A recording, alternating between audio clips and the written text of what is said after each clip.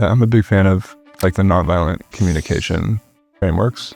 There's a difference between needs, desires, and requests. And I think a lot of people kind of don't even think about those as separate things. So it all just becomes one thing, and all of a sudden you're making all these requests.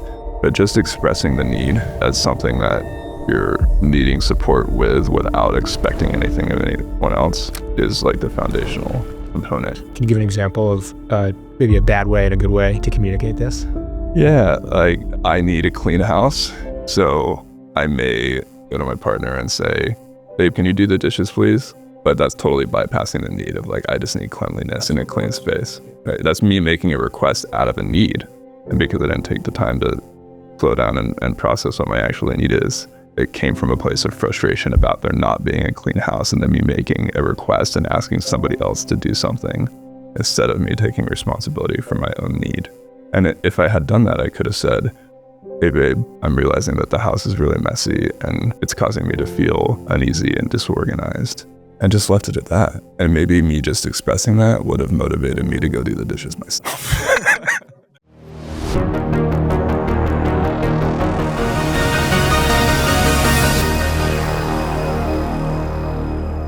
Hey, Kenny. Good to see you, my friend. You too, Jack. Thank you very much for coming on. I like to kick things off these days with a bit of a different question than most people are used to on podcasts, which is like, tell me about yourself and give me your background. So who are you? Ooh, you hit me with the good one. Hit you with the good one. Yeah. Who am I? Well, I'm still figuring that out, if I'm being honest. That's good. Yeah, I think I always will be. I'm a 35-year-old man, live in LA. I have a 10-month-old daughter, so I'm a father. I'm a fiance. I'm an entrepreneur. I've had businesses here in Los Angeles for over 12 years.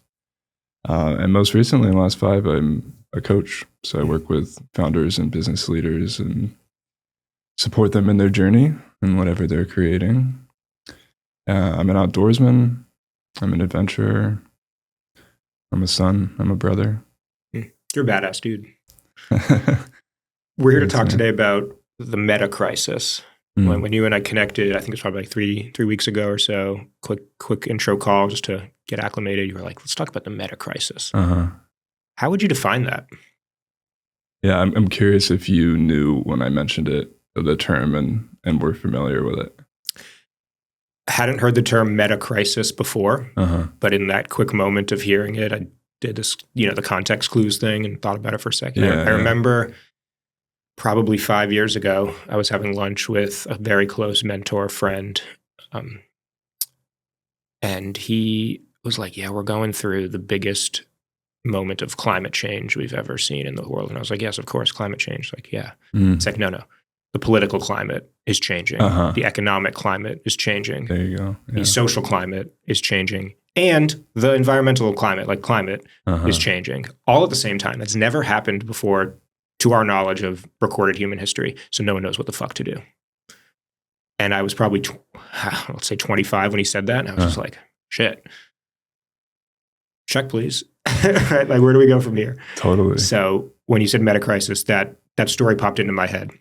You answered the question way better than I could have. Okay. But no, that's it. I mean, we all, that is what it is. It's the overlapping series of crises that are all happening at the same time that then compound each other in impact. So, and I just think of it as any crisis that you've heard of in the last 5 years that's still currently happening. Geopolitical crisis, politics, economy, culture, mental health crises, drug epidemics, all of these things are converging and creating an even higher sense of fear and anxiety. And ultimately what it leads to is the degradation of the breakdown of meaning and trust in our culture, right? So where do we find meaning? What do we trust? Who can we trust? Do we trust our government? Do we trust ourselves? Do we trust other people? And so those are kind of the negative impacts of what happens when people are trying to constantly cope with all these really intense things that are happening at once that they can't make sense of. And ultimately, they're systemic in nature. So the things that are leading to all these crises occurring are really capitalism and colonialism, right? And the continued creation of more and more and more money and things and GDP, and the system actually can't keep up. And for the topic of this podcast, mental health, people can't keep up. Yeah. Like, we're not doing well, especially men. So I do want to ask, when we chatted last time and I explained, this is what the show's about, men's mental health, modern masculinity, all this stuff. The first place you went to was, we should talk about meta crisis. Why did that come to mind for you? Yeah, probably because it's my own struggle. I mean, I'm a coach. I'm in the mental health space, the wellness space, and that doesn't make me in any way protected from what's happening. Like, I'm feeling it. My partner's feeling it. My whole community's feeling it. So it's something I grapple with every day. And depending on the day, I may be super overwhelmed by it, and other days I may feel super centered. So building a relationship to the meta crisis is something that I'm intentionally doing. And I'm totally still unclear on what that means for me, where that leads me, and how to continue to navigate it as it potentially gets more intense. I have a memory from not that long ago, let's call it 6 months ago. And it was a weekend. My dad and little brother were visiting me here in LA. And we were off doing stuff the whole weekend, like nonstop activities. And come Sunday midday, it was like a hot summer day, I'm getting bombarded with work shit on a Sunday. Stuff that I hadn't fully resolved from the week prior and stuff coming up the next week. I'm dealing with trying to spend quality time with my dad and brother, dealing with a bit of a strange challenge in my relationship at the time. And I was just exhausted. So it's kind of all these things at once. I remember my dad pulled me aside. He's like, "You all right?" And I was like, I just feel like fucking, that was the feeling. Like, just need things to stop. It was very intense, and he was like, "Okay, whoa, we gotta reel it in, rest." And we had a different conversation about it. That's my kind of physiological reaction to all this. Is it's just like I feel like I'm just getting hit from all these angles, and I'm already on the ground, getting punched in the face, and getting kicked in the ribs, and getting fucking choked out from behind. It's just like, how do I get out of this? Is that a common feeling that you think a lot of men are having to just dealing with life these days? I certainly have that feeling at times. Yeah. Yeah. What's it like for you? For myself and pretty much everyone that I work with, the men that I work with, we find ourselves getting really in our head a lot of the time. And when you're in your head, and what I mean by that is, looking at things analytically out of the feeling body and really just thinking our way through things, that in itself is a sympathetic nervous system state, right? Like fight or flight. And so anything that comes in, any external event, any new information that comes in when you're in that state is only going to exacerbate that state. So that's when I'm in that state, I know it. And I'm just super careful to not allow any information in or not be on my cell phone. And that's something that I really try to track in myself, because it doesn't lead to good places if I'm not aware of that. So do you find yourself in the middle of a work day where you got shit to do, or you're taking care of your kid, and there's pertinent, timely responsibility that has to get done, and the clock's moving, yet you're getting hit from all angles in other areas? How do you just turn it off and say no, or now's not the time, both to yourself, maybe to the person you're dealing with? Yeah. And what that was like yesterday and the day before. This has been a super intense week for me, so I'm glad that we're in here talking about this. I was in my men's group the other day and got asked the prompt for the men's group was, what are you, or how are you at your edge right now? And the answer for me was that I am a full-time parent and a full-time coach and working full-time. And I just have zero kind of energy for myself. And I can't actually focus on all of these things that are coming at me. So what did I do? I literally got in my car. I took my dog to the groomer. This was my logical reaction to feeling the sense of overwhelm. I just needed to get out of the house. And I had zero time to take my dog to the groomer that day. But I decided to go and drive and get him a bath and get his nails clipped just to get out of the house. And I didn't even know that's what I was doing. But that was my kind of instinctual reaction to just needing to get out of the environment of baby crying and calls to get on and partner needing something. So that's how I'm responding any given day is. What came up, if I can ask, in the men's group, what were some other things that were mentioned from other guys, obviously anonymously? Yeah. Great question. I think the main things are always like stuff relational with our partners, business stuff, and then the same thing we're talking about here, like having those moments of just being like, oh, like make it stop. There's too much going on.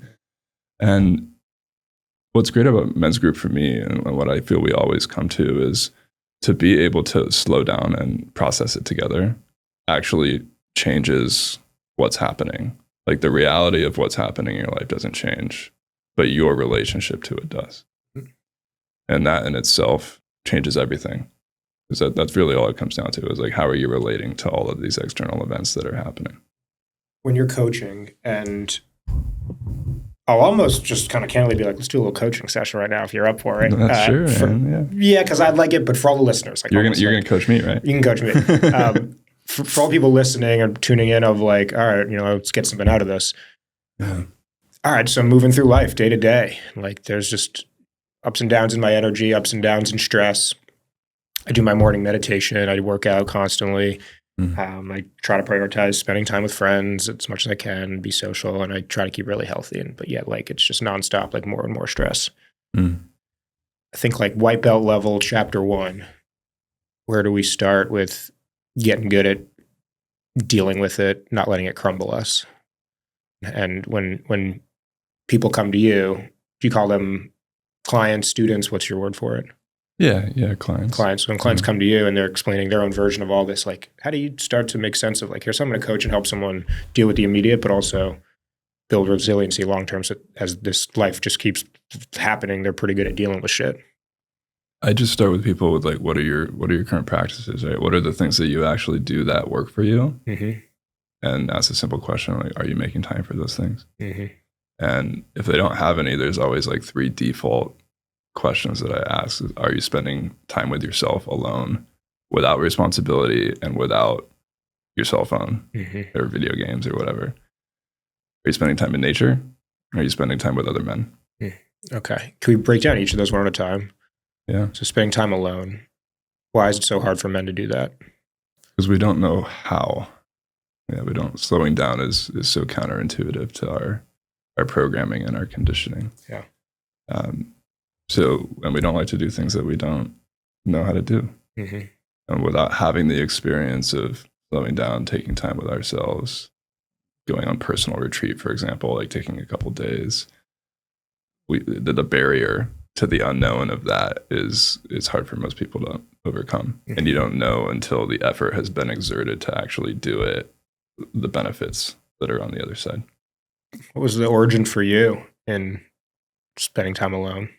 I had one of my coaches kind of challenge me. He's like, I want you to design personal retreat. You're going to go for 3 days. You're going to make no plans. You're going to be out in nature and have nothing around you that can distract you. And you're just going to be with yourself. When was this? Like 5 years ago. Okay. Yeah. What'd you do? What happened? I rented an Airbnb in Santa Barbara. Yeah. And like stocked up the fridge with groceries and I just drove there with no plan. And his instructions were basically like, wake up the first morning and just sit for like many hours, and just be in that stillness and the discomfort of that and see what happens. And then like be present to the discomfort and be present to whatever comes up and work with it. Don't avoid it and don't find something to distract yourself. So I want to ask what happened, like how'd it go? But I'd love to first share something that came up recently, which is someone asked me, like, if you had to sit in a room, a dark room, with no phone, no books, no laptop, nothing, and the lights are off, and it's just like pitch black, and you just have to sit with your thoughts. You just got to think, how long do you think you could last? I was like, fuck. Like before I wanted to freak out, probably 15 minutes. And I was like, before I was like, I have to get out of here, I'd say like an hour or 2. And hearing myself say that, I felt shameful about it. It's like, really? I can't just sit and think? Like I'm that afraid of what's going to come up, my own thoughts. I need to be that heavily distracted for an hour? Like, no wonder here's where we are. Mm. So what came up for you in those first few hours? Well, thanks for sharing about the shame. I can relate to that as well. It's kind of silly when you think about it. If you're being invited or challenged to just sit with yourself, be with yourself, whether it's in a dark room or not, and to feel incapable of doing that. I feel the shame just talking about that for sure. Yeah. And I certainly had that at the time. And even when the idea was like presented to me, immediately my body was like, I'm not good enough, or I don't know how. And it kind of contracted and shut down. And it took me actually doing it to realize that, I'm capable, I can do this, and there's benefits to be had in doing so. But I had to have the experience, and now it's something I do on a quarterly basis. So you're sitting there, Santa Barbara, with your dog or just you? Yeah, it's just me. Yeah, I went without the dog. And you're just like looking out the window, reading, like not even reading a book, just sitting on the couch. Yeah. There was like a single chair sofa, and I just like sat there. And I didn't try to meditate. I didn't have like a super strong meditation practice at the time. I just like sat there and just sat. Yeah, looked out the window, looked around, and just kind of sat with myself. And it was super uncomfortable. Yeah. How long did you last before it was like on to the next thing? I think maybe like 2 hours. Yeah. But there was no next thing to do. So I was like, okay, well, I'll go make lunch, or I'll go make some food. Take a walk. Yeah. Okay. Yeah, a lot of walking for sure. So it was 3 days. Uh-huh. Looking back, and that was the first time you did it, like how did that change you? Even just carving out the time in my life to be able to do that. I was a CEO at the time. The idea of taking 2 days away from the company was like absolutely ludicrous to me. I was the guy that, like, if I got jury duty in the mail, like I didn't even think to open the letter, let alone go to jury duty, right? Like, terrible citizen. Yeah. Because I was so just overwhelmed by running a company. So for me to take 2 days for myself was off the table. And it took a lot, and it took the support of a mentor and a coach to kind of encourage me and invite me to do that. And I respected him, and I respected the fact that he does this for himself, and it seems to be working for him. So just carving out that space and realizing that was possible for me was the biggest change, let alone what happened actually being with myself. But the ability to create space in my life was the biggest takeaway, because now I'm empowered to do that, and I know that I can do that, and I know that I can come back to my company and things aren't going to fall apart. Yeah. And that was huge for me. I feel that now, my company. I know that the kind of promised land is get to a point where like Jake can leave for 14 days, be on a beach somewhere, surf, and not even check my phone, and like company's fine, like nothing implodes. Meaning I have to build the team and the processes and the automations and just all the checks and balances so that it is taken care of. And then, and I've been doing this business for 2 years and I'm still not there. Could I be there next month? Like maybe. It's just hasn't been the mindset to build that this quickly. And that takes a toll on me for sure. Like I got invited on a ski trip the other day. It's like, what the fuck am I working for? The reason I work is to be able to enjoy my life. But if I then can't leave the work to enjoy the life, then what is the point, right? Common thought. When you did this, was your company at a point where you could just like walk away, and even though it might have been painful, it actually was running smoothly? Or did you just sort of be like, fuck it, like let things fall apart and see what happens? Somewhere in the middle. Yeah. I came back and definitely had a bunch of crap to deal with. Yeah. But it was manageable, and it was worth it for the space that I got. And I totally get, how you're feeling about that. And it's getting invited on a trip and like not feeling that you can take the time from your company to go and like be with friends and do those things is a little different from a pre-planned time with yourself on personal retreat. And so for me now, I anchor those things in the future as something to look forward to. And anyone I'm working with, my team, is kind of prepared for that. It's not like a last minute me taking off. So it's like a seasonal flow, where it's not just consistent, always working with no time off. It's like at least on a quarterly basis, at the very least, I'm going to get personal retreat for a couple of days. I'm actually going next week, and it's allowed me to push so much harder through the work that I have on my plate right now, because I know that that's coming. Yeah. I'm curious if you have ever felt this yourself, or deal with coach people who deal with this, which is, I want to be able to take this time for myself. I really want to, but I'm nervous that the people in my life and maybe people who work for me or whatever will look at that as selfish. They'll not understand it. Like it's going to cause problems and how to navigate that. Because there are certainly people who have been in my life and maybe still are in my life who, if I were to be like, hey, I'm going to go fuck off for 3 days and not talk to anybody and you're not going to be able to reach me and it's for the greater good and you're going to want me to do this, you'd be like, what's wrong with you? And I don't know if that just means they're the wrong people, right? Maybe, yeah. Or I wasn't explaining it well or something there. Yeah, there's a couple things that come up for me there. The first is process transparency, like being actually vulnerable with the fact that, or in my own words, like, you know, this has been a hard week for me. I'm having a hard time. Tonight, me and my partner it's Valentine's Day. Happy Valentine's Day. Happy Valentine's Day. Thanks for coming here to Totally. But like we've got the night, you know, carved out for ourselves and we really need it.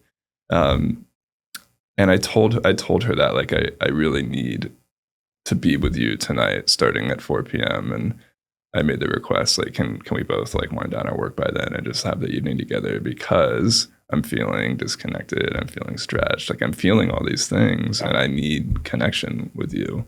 And so when I put it like that, it was, she can hear that and be like, oh my gosh, I understand you, I feel you, and I want to support that. Yeah. And so process transparency and, like, you know, emotional vulnerability is a huge piece. Yeah.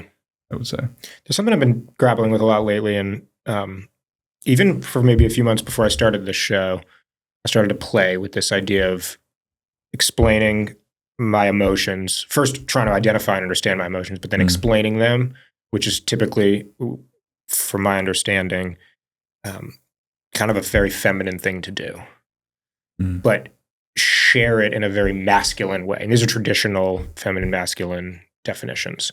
So you go up to a buddy and he's like, how you doing, man? You give him a strong dap, say what up and be like, he's like, how you doing? And normally guys would just be like, good, how are you? Because that's strong and manly and masculine, right? But I could look at a dude in the eye and give him a hug, strong dap, and be like, you know, I'm feeling pretty sad.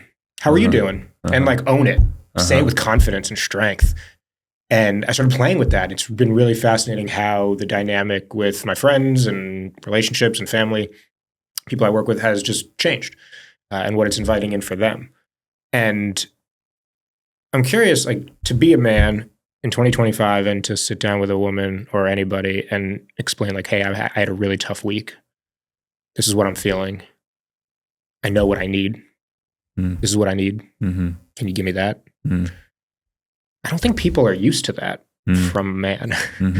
Don't know how to handle it. I've certainly noticed a lot of that lately. People are like, what the fuck are you, like, you're asking me for nurturing and are you not getting nurturing? Like, you're asking me for quality time? Like, you need that? Like, it's just bizarre. So from your own experience, but also like seeing all these men out there and how they communicate, what do we do here? Yeah, I mean, I see it in the men and the women that I coach that we don't, in our generation, we weren't allowed to have needs in our households growing up. Yeah. This is a big generalization, right? But our parents' generation had their own challenges and their own struggles and their ability to meet their own needs and take care of their own needs, let alone their children's. And so, at least in my experience, my parents were too busy trying to get their own needs met to where I didn't get a chance to really have any. So I didn't learn how to have needs and what needs even are, and how to identify those and how to vocalize those. Yeah. And nor did my partner. So that's something that we both had to work out, just at a really basic level. What are needs? How do you identify them? How do you express them? How do you take responsibility for meeting your own needs and not just put those on somebody else? And how do you kindly make requests for the ones that you are relying on somebody else to help you meet? What did you learn when you guys started exploring that together? I learned that it's a rocky, it's a learning process for sure. And it can, for me, there was a lot of anger and frustration for having spent so much time without my needs met. And an example of that would be like, basic nourishment, like mind, body, soul nourishment, feeling like you can just like relax and be taken care of and not have to worry about anything for a little while. I wasn't giving that to myself. I wasn't asking my partner for that. And I was probably too closed off because of the lack of having that need met for my partner to even feel like I was open to receiving that from her. So I've learned an incredible amount about what it takes to actually like have space to think about what my needs are and feel into those, and then find a way to consciously communicate those instead of it coming from a place of I'm frustrated, I'm grumpy, I need this from you, I need that from you, right? And like barking orders at her. Do you have a formula or a framework that you like to recommend on how to effectively communicate your needs? Yeah, I'm a big fan of like the nonviolent communication frameworks. Yeah. And there's a difference between needs, desires, and requests. And I think a lot of people kind of don't even think about those as separate things. So it all just becomes one thing. And all of a sudden you're making all these requests of your partner or somebody else in your life, saying like, hey, can you do this? Can you do that? I need this. And it requires you to change your behavior or do something for me. But just expressing the need as something that you're needing support with without expecting anything of anyone else is like the foundational component. Can you give an example of maybe a bad way and a good way to communicate this? Yeah, like I need a clean house. So I may go to my partner and say, babe, can you do the dishes, please? But that's totally bypassing the need of like, I just need cleanliness and a clean space. Yeah. Right? That's me making a request out of a need. And because I didn't take the time to slow down and process what my actually my need is, it came from a place of frustration about there not being a clean house, and then me making a request and asking somebody else to do something instead of me taking responsibility for my own need. And if I had done that, I could have said, hey, babe, I'm realizing that the house is really messy and it's causing me to feel uneasy and disorganized. And just left it at that. And maybe me just expressing that would have motivated me to go do the dishes myself. Sure. And I think like a partner who is in it and loves you would be like, oh, I don't want my partner to feel that way. How can I help? How can I do an act of service or give a gift or something and help them out? And you do the same for them. Yeah. Yeah. So we're men, so we love like our formulas and our logic, right? And our action steps, the 3-step plan for whatever. I hear that as like identify what's happening and say it, what it makes you, how it's making you feel, and then leave it at that. Is that an accurate way to frame it? Yeah, well said. I mean, that is a great way to identify and communicate your needs without confusing them for becoming requests out of frustration because you didn't identify the need. So now I got to ask this one. I love that framework of communication at home. Does the same hold up as a leader at work? Yeah, totally. I see so much overlap really in every way between intimate relationship and professional relationship. And I think the fact that those have become like two separate things where you have to be a different person is kind of part of the problem. Yeah. So I love the example of a clean home and doing the dishes. Could you give an example of what that might look like as a CEO of a startup or a leader in any capacity where there's someone who works for you or like you have a request? Yeah. So in my days as a CEO, there's lots of agendas and action items and things coming off of meetings that people need to get done. And a way that this would translate to an unconscious leadership style in my professional life would have been like, hey, I need you to get this thing done by this time, instead of saying like, hey, what I actually need is to be able to take your input on this project and then do my part of the work. And I have time to do it later this week. So when would it work for you to deliver on those action items? That would be a way for me to express my needs instead of barking orders at somebody without having any concern for what their needs or what their bandwidth is. Yep. Let's go back to what we were talking about a little while ago, which is step one was you asked people, are you spending time alone? Second is spending time in nature. Did I get that right? Yeah. Let's talk about that one. I'm very outdoorsy. I love nature, always have. Mm-hmm. So to me, that one's like, yeah, obviously, no shit, I'm spending time outside. But I think I'm unique in that. What do you see a lot of when you ask men, are you spending time outside? Are you spending time in nature? No, no, I don't have time for that. Myself included. Yeah, it's hard. It's hard. And there's doses of nature. If you think of nature as medicine, like there's the 30-minute walk that in itself is healing and spacious. There's taking a half day to be in nature. You can go sit in a park and read a book. You can do it on a weekend, but like just getting outside. Why is this one so important? I mean, I'm like, well, yeah, you need nature time, but like physiologically or biologically or psychology, why is this so important? Yeah, I think that comes down more to like personal belief and maybe spiritual orientation. Like I see it as us and nature being one and the same. And like the Taoist philosophy on that would be that they are one, literally, like we are nature, nature is us. And so to be in it, not in like these cement cities that we're sitting in right now, is actually a sense of connection to self and something beyond yourself. So that's how I relate to it. And when we're cut off from that connection, all of our wires start to go a little haywire. Yeah. What if you live in New York City? I don't know, man. I can do about 3 days in New York until I start to freak out. Yeah. But beautiful parks for sure. Yeah. And getting upstate is just a quick drive sometimes. Yeah. And then what was the third question that you asked people? The third is, are you spending time with other men? Okay. And ideally doing all of those things, right? Like kind of together. So being alone in nature or being with other men in nature is even better. Why is that one so important? I'll throw that one back on you. Like, tell me about your time with other men and what you get from that. I think a little bit about that fun phrase, like Saturdays are for the boys. That we would throw around in our early 20s a lot, college years and early 20s. Yeah.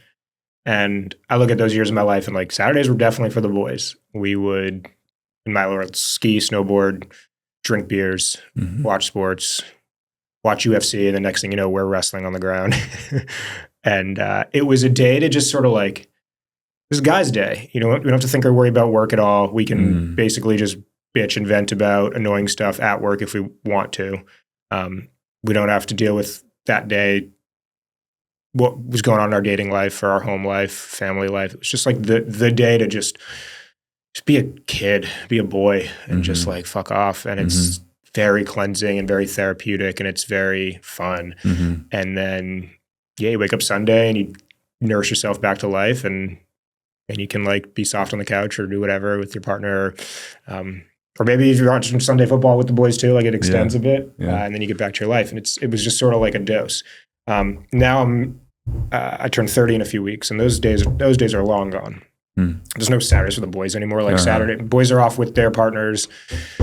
At this point, I'm like, if I'm spending a Saturday just like fucking off with my boys and drinking beers, like that's a huge waste or a detriment to my time in my week. Now my days are like running errands, cleaning the house, working out, spending time in nature, often solo or like on a date or something, right? So now it's the time with the homies, the boys are very few and far between. And when we do get it, it's almost this like consistent reminder that like, it's all good. Like we can goof off, we can joke, we can say inappropriate stuff with each other, and it's safe to do that. It's fun. It's just carefree day. I probably get it once a month now. And I fear getting older. I'm, not even really 30 yet. Okay, I'm just about 30. I got like 2 weeks. But I fear being 45 and 50, and there's none of those days ever. And that just sounds really sad. Yeah, and so we talk about the meta crisis. Like that's one topic in the meta crisis, a disconnection for men, disconnection from other men. Yeah. It's a major disconnection in general. Like that is probably for me, like the biggest theme of the meta crisis and of our challenges right now is we are disconnected from other people, from nature, and from ourselves. It's funny. I remember during COVID, I was right at the beginning, I was living in New York. My dad and stepmom and their kids, they live in Connecticut. And right when COVID hit, I had to go to New York City. So I went up to their house for like 6 weeks. And in that time, my dad started a weekly Zoom call because everyone was just like doing Zooms with everyone. Yeah. A weekly Zoom call with his buddies that he grew up with from childhood and high school. And like, they're all still close friends, but they definitely weren't talking regularly for 30 years anymore. He was like, let's just do this thing. And now they meet religiously every Thursday on Zoom. And it's been Awesome. like 5 years of that now. And he said to me recently, he's like, it's one of the greatest changes I've made in my life. My dad's 60 now. Mm-hmm. One of the greatest changes I've made in my life ever was like reconnecting with these guys and just having 45 minutes on Thursday night to just check in. And it's not a like, how are you? What's the latest? What are you struggling with? It's not a men's group format. It's just a like, what's up, dude? How's your week? Connection. Yeah, talk about fucking Patriots, Totally, whatever. it doesn't matter. So, but I hadn't sat down and asked my dad, like, what do you think this is doing to your brain? What do you think this is doing for your body and like all the other areas of your life? So what do you think it's doing for him and his friends on a deeper level than just like, yeah, it's fun to talk to my buddies once a week? Well, I can speak from my own experience. I mean, there's two versions of it, right? There's intentional men's group and, emotional vulnerability and intimacy and safety. And then there's just play and connection. And it doesn't need to be complicated. But what it does for me and my body is I leave feeling alive. I leave feeling more connected. Mm-hmm. And from both of those different, whether it's a deep emotional men's group or just Saturdays with the boys and playing and being goofy, I leave feeling more alive and connected from both those experiences. And if we don't have that, we're living at just like such a subpar disconnected potential reality energetically. Do you find yourself almost like ranking or bucketing or judging healthy activities to do with the boys versus not so healthy activities to do with the boys? For example, tomorrow I'm going camping with two homies in Joshua Tree for the night. And we're just going to like hike and chop wood and make fire and play guitar and make fire, eat. Yeah. Like do dude shit. And I think that's a very healthy, productive, great way to spend time with the boys. Or we could just as easily go to a sports bar and drink all day and then go clubbing and hit on girls and probably all go home single and then wake up the next day feeling how we're going to be feeling. Like, don't need to be that judgmental to say one is probably a little bit more healthier than the other. Yeah. So but is that not necessarily the case? I don't know. Well, yeah, I spent plenty of years doing it the latter way. Sure. And the question you got to ask yourself is, how do you feel afterwards? Yeah. Whether alcohol is involved or not, whatever you're doing, how do you feel afterwards? And is it supportive to you being at your best? That's how I would judge it. Dig it. You sent me a picture yesterday. You texted me a graphic. We're like, this could be a really good visualization of our discussion. Yeah. They outlined the meta crisis. Do you want to talk about that? Sure. What'd you see in the graphic? Yeah, it was a representation of some of the different crises that we talked about earlier, right? Economic, political, mental health, the crisis of attention, the crisis of technology, like put AI in the mix, and just all of these things converging and leading to that breakdown of meaning and truth, meaning and trust and truth. Right? What is true anymore? How do we know we're all living in different realities because our perception is shaped by what we see on our iPhones. A lot of times what we see on social media, and you are actually not living in the same reality as me. You're seeing different things per the algorithm than I am based on your preferences and what you click on. Yeah. And that shapes our perception and our intention, our attention. What are some really common challenges that you see then as a result of all of this for people day to day? That being in that fight or flight nervous system state and it not taking much to like tip the domino into complete overwhelm. I think it's been pretty obvious where that leads: illness, violence, overdosing, totally, anxiety, depression, abuse of self and others. Yeah. We've kind of, danced around it a bit. We've covered a few pieces, but I'd love to go as deep as we possibly can right now on how do we get not necessarily out of it, because it's not like this meta crisis is just going to stop. It's not like one of us can change some law and it goes away. I think I would assume the answer is more like we need to get better at dealing with it. Around the inundation with technology, around the falling into political stuff, struggling economically, health, all of it. How do you start to prescribe and formulate here's how to be okay? Yeah. Well, let's just pretend the meta crisis wasn't happening. Okay. And you were driving to work and you ran out of gas and right as your car was sputtering to a stop, you also got a flat tire. Like that right there is a crisis, or what would be called a polycrisis, which is really just two crises happening at once. And that right there would have been overwhelming for a lot of people. Maybe you had a really important meeting with your boss that morning, and maybe you've been nervous about losing your job. That right there can set anyone over the edge. So it doesn't need to be this like big crazy thing happening. That may be there, but it doesn't take much if you're not in a regulated state, and if you're not connected with yourself, with other people, with nature, all of these things. So I think it really just, regardless of what's happening externally, it just comes down to our ability to find our center and connect more deeply to ourselves via whatever practices. I don't care if it's meditation or ecstatic dance or psychedelics or, whatever you think, get a coach. But we're either doing that or we're not. And we're either taking responsibility for our own attention or we're giving it away freely. And no matter the crisis, big or small, if we're not in control of our own attention, if we're not centered, we're not going to be able to handle that very well. I think about a lot of specific people in my life come to mind, past people and present people. When you mentioned the example of you're driving to an important meeting and you run out of gas and you get a flat tire. And the people that come to mind are all the ones that could not handle that. They'd either have a major freak out and like not know what to do. They get into fight or flight, and it's like, you didn't just pick up the phone and call someone, like you just fucking freaked out or whatever, like did something terribly wrong. Yeah. Or they would just call their mom or dad to come save them and like take care of the problem. And then the problem, they didn't really have to like solve anything. Both of which, candidly, I struggle to respect and understand. That's just me. I find it very attractive in a person when shit can hit the fan like that and they can remain cool, calm, and collected and be like, okay, this is a crisis. This is a polycrisis. Here's what we're going to do to take care of this. It's all good. It's going to be okay. I have confidence in myself that like we're going to be okay.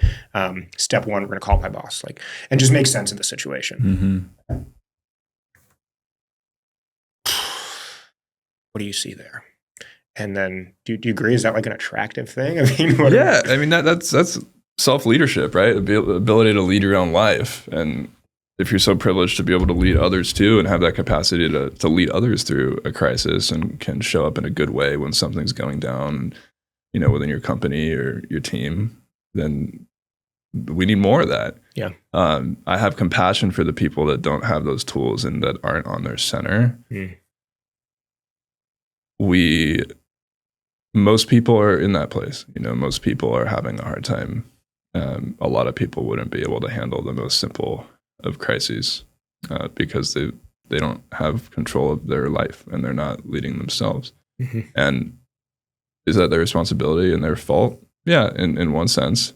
It's also a product of our times. I mean, there's a time in my life where I was a very unconscious, high octane, egotistical, not great person to be around, very angry young man. And that was a product of all of my life experience. And, we can go more into that as a product of college sports and what it was like to be in a football locker room in D1 sports. And it took me years to unwind that and learn how to lead myself instead of just kind of like drinking from a fire hose with what everybody else told me to do and how they told me to think and be and what they told me was valuable, right? In terms of like my identity and my actions when I didn't know how to value myself. Well, let's talk about that. So you were a football player in college. Yeah. Angry. What's the locker room like? I mean, my experience of college football locker room was, just a bunch of angry young dudes that are conditioned at the highest level to compete against each other. And so there's no room for emotional vulnerability or safety. You're not allowed to have a bad day. You're not allowed to be sad. Suppressing emotion was something I was pretty masterful around, as were I think the other men. Why was everyone so angry? I mean, I don't know if everyone was, but I certainly was. in a sense, it's like it's a modern day gladiator sport, right? Like we're out there throwing our bodies against the line, and there is like that killer instinct is encouraged in you in that sport, right? Like go and knock the other guy out on kickoff. That was the language, and maybe the NFL is changing now to not promote such contact. But when I played in 2007, it was violent, and there was a real push from the coaching staff and from the other players for violence. And that was only like further exasperated by USC being really big at the time, and fighting energy in general, just kind of like the warrior archetype being what was the pinnacle of success that I was taught to work towards. Yeah. And then one day things changed for you. What happened next? When did that start to pop into your head? Is like, is this exactly how I want to lead my life? Yeah. Yeah, there's been so many moments, Jake. I don't even know where to start in the unfolding, but it certainly wasn't just like, hey, I woke up one day. It was a very slow coming off of my high horse of being a college athlete. And I tore my ACL for the second time, which is what ended my career. So that was a real radical end and essentially destruction of my identity at the time. And so the ways that I valued myself were based on what I had been taught to value, which is my performance on the field. And when I could no longer do that, it started this dark night, of the soul, as they call it, where it's just a loss of identity and you're between identities. So I was an athlete and was pretty good at it, and now I'm completely worthless, and the new identity hasn't emerged yet. So that period in between was where I did a lot of my self-discovery and found support and made a ton of mistakes and acted like a total asshole a lot of the time and destroyed my company culture and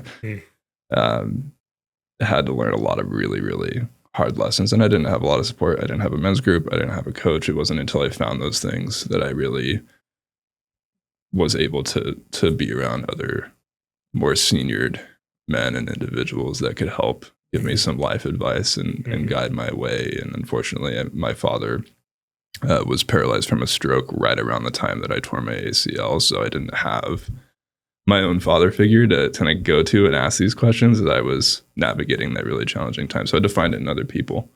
And I think fatherhood in general, just to go full circle on what my life's been like lately, becoming a dad 10 months ago, that energy, the energy of father, the energy of being led by your own dad and tapping into the father within yourself, whether you're a parent or not, has been really huge for me in that journey of finding myself and being connected to what really matters to me. If you're not actually a father, but you want to cultivate that father like energy, what does that mean? Yeah. One of the most important processes I ever went through with myself, actually leading up to becoming a dad, was examining my own relationship with my father. And a couple different mentors gave me some questions to ask. And they were, in what ways am I like my father that I'm not proud of? In what ways am I not like my father that I'm proud that I'm not like him? In what ways am I afraid I'm going to be like him as a father? And how do I want to be different as a father than my dad was? And when in your actual fatherhood journey were you asked those questions? We were, I think, 4 months pregnant. Okay. Yeah. So you knew you're having a kid. Yeah. Could you? Yeah. I think you should ask those questions now if you're a man. Yeah. My coach asked me a version of all those questions like a year ago. I was single, or like just met the person I ended up then dating for about a year. So, it was weird to like think like, well, there's so many chapters and lives that need to take place until I'm actually at the point being a father that I want to be in who knows, however many years, 5-10 years. Yeah. But to start thinking about that now is actually very fascinating, because then you can put it into practice in other areas of life. I don't actually need a child for that. I have a dog. Yeah. Sort of helps. Yeah. So you are dad. I guess so. Dog dad. Plant dad as well. Yeah. But just a little, one more comment on that is like, why, if we're not yet on our way to becoming fathers, and maybe we haven't even found a partner to go on that journey with, isn't it still like the most supportive thing to ask ourselves, if we do want to be a dad, what type of dad will we want to be? Mm-hmm. Because what does that require of you in terms of where it takes your thinking, right? Like, what are the qualities that I would need to be able to cultivate in my life to be a good father and like steward my own child's life? I wish I would have asked myself that question when I was 30 years old. Mm-hmm. Mm-hmm. Would it even be like, how do I want to be a better person, not just a better father? Yeah. Like there's there's got to be so much to that. Totally. Yeah, but we all are fathering as men. Like every man is a father of something, right? Whether it's your dog or your work or yourself. And I think like reparenting as a concept, right? Like refathering ourselves in ways that we didn't get fathered from our dads is something that is super valuable, and every man's capable of that. Mm-hmm. Mm-hmm. Meeting the little one within us and meeting him from a place of strength and love and support. That's something that's been really impactful for me. I'm still thinking a lot about now the story of transitioning from this like killer instinct college athlete to then the next version. How would you define some of the versions of Kenny that emerged after, almost like the titles of the chapters? Because it was like killer instinct D1 athlete. Was it D1? Yeah. It's killer instinct D1 football player to then killer instinct entrepreneur. It's like, okay, now I'm going to go and build a massive company and sell it and make millions of dollars and get pretty rich, like right? Common storyline of like, you got this ambition, this desire to be the best. You got to put it somewhere, and then you start playing the sport of business. Right. I'm in that chapter right now. And I think I recently woke up to like the beginning of the next version of that chapter, which is what for you? The initial is like, I'm going to be a billionaire. I have to build the biggest thing ever, an empire. And then you go down that path and it's hard. It's always going to be hard. You kind of choose your hard, right? But then you start to question, like, let's say I do. Like, what am I going to do then? What am I going to do with the $1 billion? What am I going to do with the title billionaire? Yeah. What's the point? And like, what happens in the meantime? So I start to think about that. And now it's like, okay, I have ambitions for like big picture stuff, but it's not necessarily just to like be a billionaire. What does that mean? What do I want that for? Yeah. Now it's about having recently defined, like, what do I actually want? Current, like present, but also near future and far future, with leaving room for things to fluctuate because who knows where the world goes. Yeah. And it's a huge shift. Yeah. I think that's the chapter I'm in now. Huge shift, Jake. And such an important one too, because that like billionaire success chasing was so conditioned into us, right? From the media and TechCrunch, and everyone wants to be Elon Musk. It's like it's constantly fed. And it was this era where like young, late teens, early 20s dudes were just like building some shit in their dorm room and became a billionaire in 3 years. Yeah. Like it was happening, and we had mutual friends to them. Like it was happening around us. And the amount, the volume of billionaires that have come out and have been established in the world since that time, right? Since 5 or 10 years ago, when there was far fewer of them, has been tremendous. Like there's just so many more now. And so it hasn't necessarily stopped in terms of that being like the pinnacle of success that everyone's chasing for. Yeah. If you're a millionaire now, it's like, that's not enough, right? Right. You can like maybe buy an okay house in Venice. Like, yeah, which is so silly. But the big shift for me was in actually getting exposure to billionaires. And my investors in my company were billionaires. I've coached billionaires. And what I've learned in that lived experience is that, as they say in Buddhism, like every man has 10,000 joys and 10,000 sorrows. It doesn't matter how much money you have. And this is so cliche, right? But having experienced it myself and realized that the people at the top of society are actually in a lot of ways struggling the most, helped me really put like my struggles in perspective and see the common humanity and not think of billionaires as like this, oh, they're bad and they're destroying the planet. Like, no, they're just men like you and me. And the money in their bank account doesn't change anything in regards to the inner experience that they're having and their feeling probably less connection than us because they have to, in a way, like put these big boundaries around themselves to just exist in the world. Yeah, I want to ask, like, because you hear that a lot, these guys who are super, super rich are actually the most broken inside, like the most miserable. And I hear that and then I'm like, yeah, for sure. Then I move on to the next thought. But how are these guys the most miserable, the most broken? And is that actually the case? Well, so if we were to take like my sports journey and having that ended by tearing my ACL and have like a complete identity shattering occur, if you're a billionaire, and so let's say you sell your company and now you're a billionaire, that moment is actually the hardest of your life because all of the value, the things you were valued on, is now no more. Like you now no longer have this company that all your value was tied up in. So you may have a huge amount of money in your bank account, but you don't know who you are. And how fucking scary is that? Where you also don't have anyone to go to because everyone has an expectation and wants something out of you now, and they want your money in a sense. And I'm not sitting here making the case for billionaires. I'm certainly not one.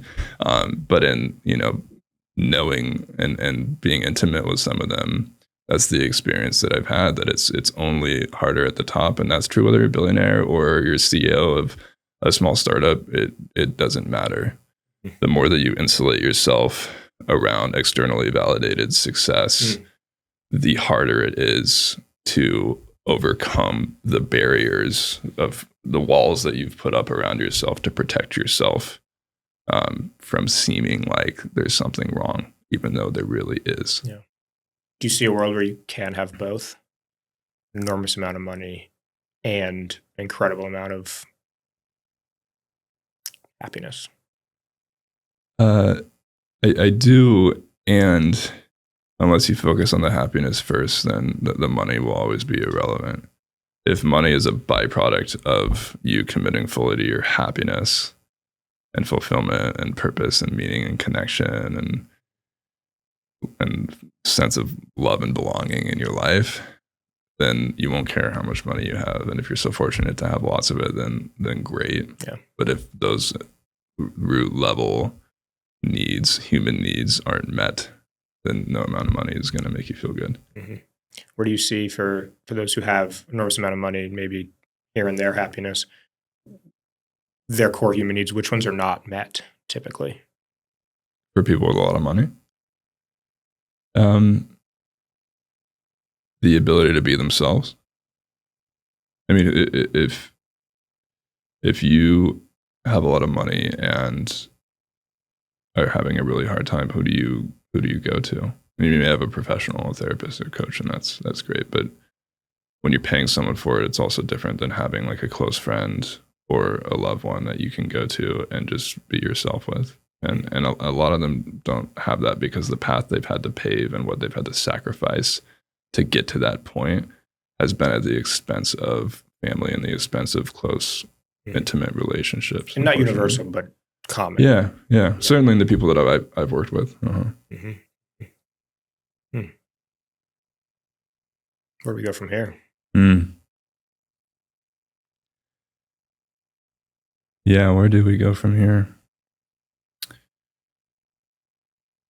Yeah, I'm wondering. First of all, I appreciate like being able to connect with you, just another dude on topics like shame and anger and emotion. Like it feels good to be here talking with you about this stuff. And likewise, I think that's, for me, like that fills my cup today. Cool. I don't know what I'm going to do next, but I know I'm going to feel a lot better about it. Sweet. I haven't talked to you. Glad to hear that. That's the one thing that we get out of this. That's enough. That's great. Yeah, I think it can be that simple. I like to start to wrap all these episodes by asking a pretty wild question, which is, what do you think it means today to be a man? And you can take this in one word, or you can take this for 20 minutes, or anything in between. Yeah. Yeah, what comes up for me is in the world of polarity and energy and masculine, feminine, getting in touch with that true masculine force of just total stillness, right? Total consciousness, conscious awareness and presence. And then just being able to be that. Because that's what we are at our core, right? Like pure unlimited masculinity and masculine energy, and our ability to connect to that innate nature within ourselves and really call that forward in our lives, to me, is what we need more of in men today. And it's what will unlock for women the safety that they need to be in their full feminine, for women that want that and who are feminine women. Mm-hmm. And I think if we're able to heal that relationship of masculine and feminine, and the disconnect that is currently had between men and women and the way that we relate in this world, I think that right there could heal the world. I have one more closing question. That's always the one to start the closing. Yeah, cool. My closing question is, for me in particular, about 5 years younger than you, what advice would you give me? But also, what advice would you give yourself 5 years ago? And I'm curious if they're similar piece of advice. I wish I would have just started meditating sooner, and like a serious meditation practice. I had like a 30-minute a day meditation practice for years, and I would do it, a couple of days a week, but I never really understood how to meditate. Like I never went and learned Vipassana or any of these traditional techniques. And now that I've done that and just felt the difference, and that's what they say about meditation, is until you feel the benefits, like you can't justify the amount of time and energy it takes to just like sit and do nothing. Mm-hmm. But I wish I would have pushed forward on that sooner and like gotten proper support and training around meditation, because it's totally changed my life, and it's given me my attention back instead of having it be in my cell phone and in the meta crisis and in all these places. Like it's here, it's here with you. And I don't know that I would give that as advice. That's what worked for me. I started really meditating like 6 weeks ago, like every day, every morning, same practice. Very somatic, and I'm starting to notice how I'm able, one, to just have the confidence to recognize like wherever I am in that moment, that's where my focus is. Mm-hmm. And it's as simple as like I turned off Slack and email notifications on my phone. I no longer bring my phone in my bedroom. I have an actual alarm clock now that wakes me up at the same time every day, and I don't check my phone for 15 minutes after I wake up.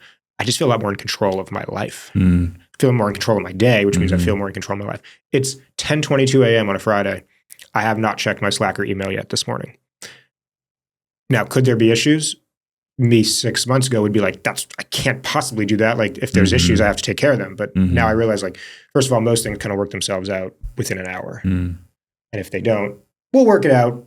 It's not a big deal if it's 2 hours later than not. And I'm getting used to that now, like this weird feeling of like I'm a CEO. I have a lot of people across my team and all my clients. We've got like hundreds some odd people that I'm corresponding with on a daily basis for the most part, or at least through levels of people.